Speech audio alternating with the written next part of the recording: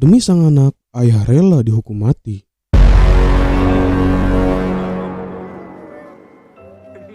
사형을 선고한다.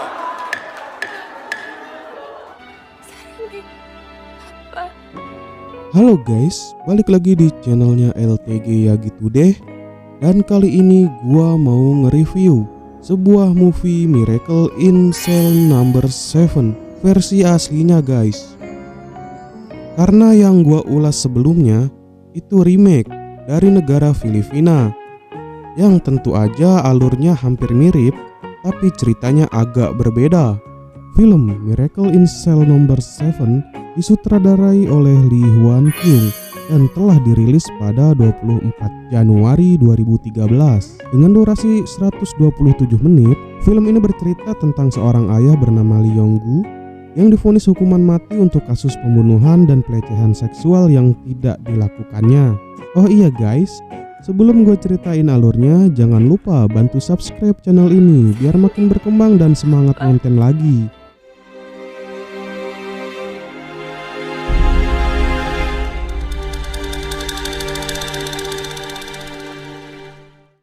Lee Yong-gu yang memiliki keterbelakangan mental sangat mencintai putrinya. Ketika ia berada di penjara, Lee Yong-gu sangat ingin menemui anak perempuannya. Anak perempuan tersebut bernama Ye Sang yang saat itu masih berusia 6 tahun. Karena sang ayah mendekam di tahanan, Ye Sang dititipkan di sebuah panti asuhan. Lee Yong-gu akhirnya dibantu oleh teman-teman narapidana lainnya untuk bertemu dengan sang anak sebelum menjalani hukuman mati.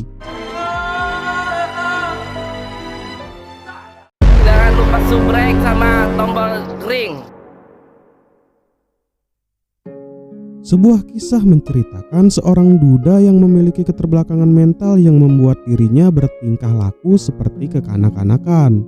Di balik keterbatasannya, dia sangat menyayangi anaknya. Dia melakukan apapun agar bisa membahagiakan anaknya. Lee Yong-gu menghidupi Ye Sang dengan bekerja sebagai tukang parkir di sebuah mall.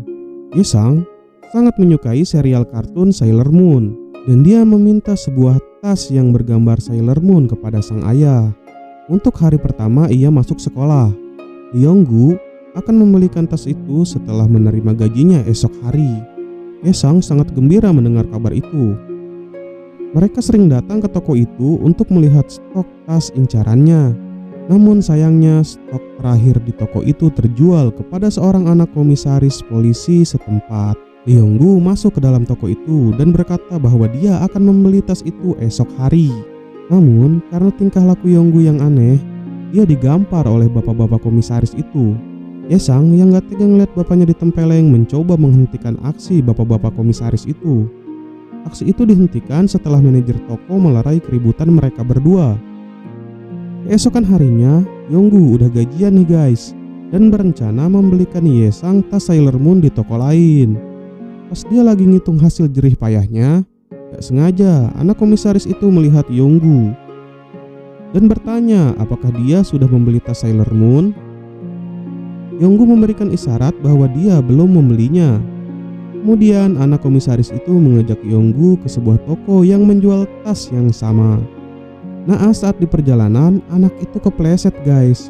Yong-gu mencoba menyelamatkan anak itu dengan melakukan CPR atau pertolongan pertama pada kecelakaan.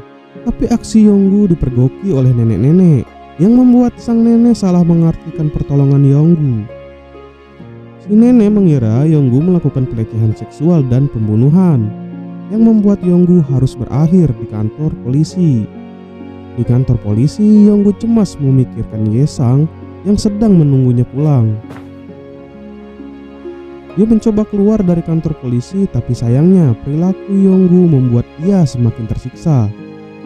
Keesokan harinya, tim penyidik melakukan reka adegan di TKP.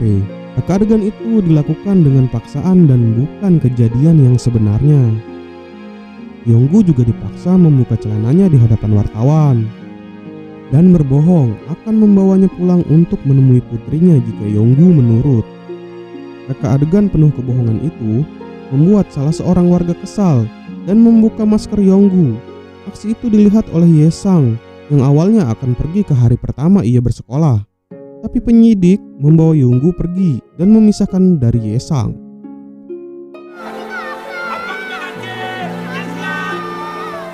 Sebelum Yonggu menekan di sel, kepala sipir memberikan penjelasan tentang aturan yang ada di sel tersebut. Yonggu tidak mendengar penjelasan kepala sipir karena di pikirannya saat itu dia hanya mengkhawatirkan Ye-sang dan coba menghubungi rumahnya dengan telepon kantor polisi. Karena perbuatannya itu, Yonggu harus menerima pukulan dari kepala sipir. Kemudian dia dimasukkan ke dalam sel nomor 7 yang berisikan 5 narapidana dengan kasus yang berbeda. Yang pertama ada Kang Copet, yang kedua Kang Tipu, yang ketiga Kang Cabul, yang keempat kepala gangster sekaligus bos di sel nomor 7, yang kelima kakek legend, tukang tipu juga, cuma dia lebih senior.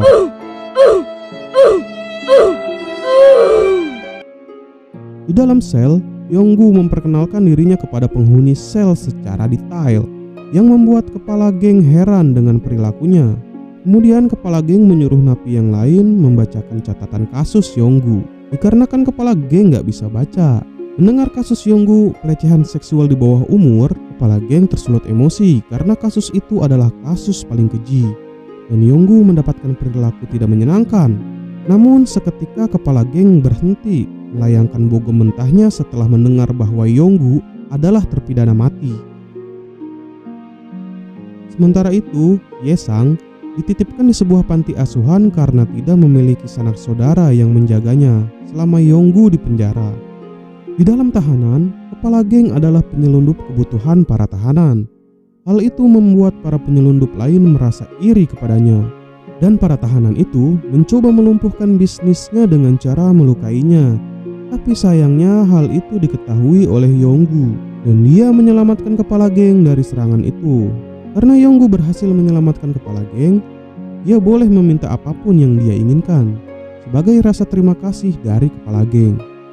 Dari semua tawaran yang diberikan, Yonggu hanya meminta bertemu dengan Ye-sang.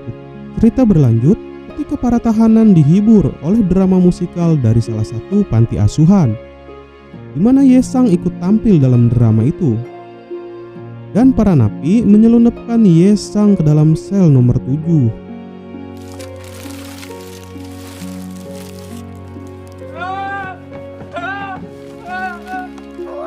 Betapa bahagianya Yonggu ketika dapat bertemu kembali dengan Ye-sang, dan mereka tidak dapat membendung air mata kebahagiaan. Namun sayangnya kebahagiaan itu tidak bertahan lama. Drama musikal itu berakhir lebih cepat karena ada beberapa orang yang pingsan akibat darah tingginya naik, yang membuat Ye-sang harus segera dibawa keluar dari dalam sel. Tapi sayangnya para napi terlambat dan membuat Ye-sang harus kembali ke dalam sel nomor 7. Ye-sang yang pintar merasa bersalah kepada sang ayah. Ye-sang meminta maaf kepada ayahnya karena telah meminta tas Sailor Moon dan membuatnya harus berakhir di tahanan. Keesokan harinya para napi mendapatkan sebuah informasi bahwa akan diadakan siraman rohani dalam waktu dekat, dan mereka berencana mengembalikan Ye-sang saat acara itu dimulai. Namun usaha itu menjadi sia-sia. Ternyata acara keagamaan itu berbeda, karena yang hadir itu adalah para biksu dengan kepala pelontos yang jelas sangat berbeda dengan Ye-sang. Hal itu membuat kepala geng marah kepada pemberi informasi. Sedangkan di lain tempat, saat kepala sipir melihat hasil foto drama musikal, dia menyadari bahwa ada sesuatu yang aneh dalam foto tersebut. Dari hasil sidak, kepala sipir menemukan Ye-sang berada di dalam sel nomor 7, yang membuat Yonggu harus dipindahkan ke dalam sel pengasingan. Malam harinya, seorang tahanan merasa diperlakukan secara tidak adil, dan dia mengamuk dengan cara membakar sel. Kejadian itu membuat seluruh tahanan harus dievakuasi, termasuk Yonggu. Namun saat evakuasi, Yonggu melihat kepala sipir berada di dalam kobaran api. Yonggu berusaha menyelamatkan kepala sipir meski dia diperlakukan secara tidak adil. Saat kepala sipir mulai sadarkan diri, dokter berkata jika bukan karena Yonggu yang menggendongnya keluar, mungkin dia sudah meninggal. Sementara di sekolah, Yesang meminta gurunya untuk melakukan konsultasi orang tua. Bu guru menyetujui permintaan Yesang.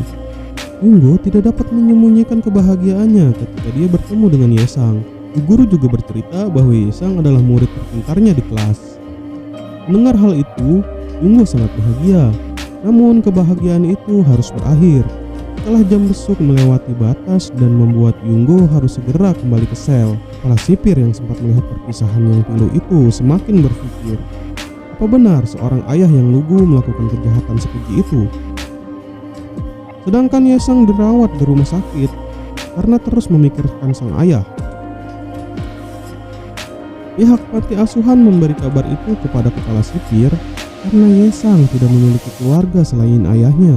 Panti asuhan juga tidak bisa terus merawatnya karena tidak ada yang menanggung biaya perawatan Yesang. Ditambah panti itu akan pindah ke sebuah pedesaan. Yesang memohon kepada kepala sipir agar dia juga menangkapnya agar bisa hidup bersama ayahnya di dalam sel. Hal itu membuat kepala sipir berpikir, kemudian mengadopsi Yesang. Kepala sipir juga memerintahkan penjaga sel untuk menyelundupkan Yesang ke dalam tahanan.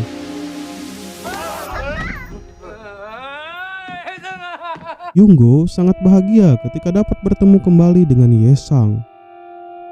Keluguan Yesang dapat merubah sikap para tahanan di sel nomor 7 menjadi lebih baik. Tidak sampai di situ, kepala sipir juga menyelidiki kasus Yunggo karena merasa ada yang tidak beres. Di dalam sel, Yesang juga mengajari kepala geng membaca dan menulis. Dia juga meminjamkan ponsel kepada salah satu tahanan yang sangat merindukan keluarganya. Yesang mendapatkan ponsel itu setelah meminjam dari temannya. Teman itu merasa lega setelah bisa mendengar kabar keluarganya. Kemudian para tahanan membantu Yunggo sebelum menghadapi persidangan. Kepala geng juga membuat reka adegan sederhana untuk membuktikan kebenaran. Para tahanan juga melatih Yunggo agar dapat memberi kesaksian yang benar di persidangan.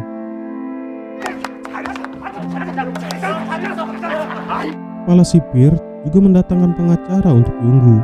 Namun pengacara itu ketakutan karena yang dihadapinya adalah seorang komisaris polisi. Tapi sebelum persidangan, komisaris itu datang dan mengancam Yunggo jika dia tidak mengaku dia akan melakukan hal yang sama kepada Yesang. Di bawah tekanan psikologis, Yunggo mengaku demi keselamatan anaknya. Kepala sipir mencoba membelanya, namun pembelaan itu diabaikan dan Lee Yonggu dijatuhkan hukuman mati. 사형을 선고한다.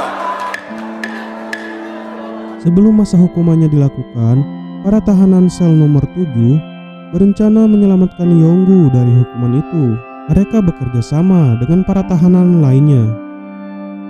Dan sampailah mereka pada sebuah acara pertemuan keluarga yang diadakan di penjara itu. Kemudian, para tahanan itu menjalankan semua rencana. Guru Yesang juga bekerja sama dengan para tahanan. Dan rencana kepala geng adalah mengeluarkan Yonggu dari tahanan dengan balon udara.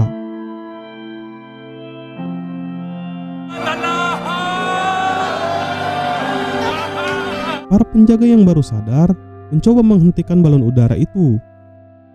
Tapi sayangnya keberuntungan belum berpihak kepada Yonggu. Balon udaranya tersangkut di beranjang kawat seketika membuat balon itu berhenti. Para tahanan kecewa karena rencana mereka tidak berjalan sempurna. Pada tanggal 23 Desember, Yonggu akan menjalani masa hukumannya. Hari itu bertepatan dengan ulang tahun Yesang. Yesang mendapat banyak hadiah dari para tahanan. Yonggu juga memberikan Yesang tas Sailor Moon yang sangat dia impikan. Yesung sangat berterima kasih kepada ayahnya. Namun Yonggu harus tetap menjalani masa hukumannya. Yonggu berpamitan kepada temannya yang menghuni sel nomor 7. Yesang yang polos tidak mengetahui jika itu pertemuan terakhirnya. Yonggu berusaha menyembunyikan kesedihannya dari Yesang. Namun dia tidak dapat menyembunyikan kesedihan itu.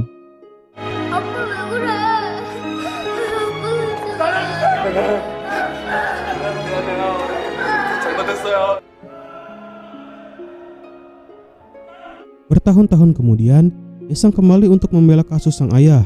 Dia ditemani oleh teman ayahnya yang pernah bersama di sel nomor 7 untuk mengungkap kebenaran. Setelah mendengar kesaksian mereka, hakim memutuskan bahwa Yunggo tidak bersalah. Tangis haru mengakhiri persidangan itu. Dan kisah ini diakhiri dengan kenangan Yesang dan ayahnya saat berada di balon udara. Oke teman-teman, itu tadi alur cerita film Miracle in Cell nomor 7, di mana seorang ayah akan mengorbankan apapun demi kebahagiaan anaknya. Jangan lupa like, komen, dan subscribe. Mohon maaf apabila ada salah kata atau artikulasi yang kurang jelas. Saya LTG ya gitu deh, pamit undur diri.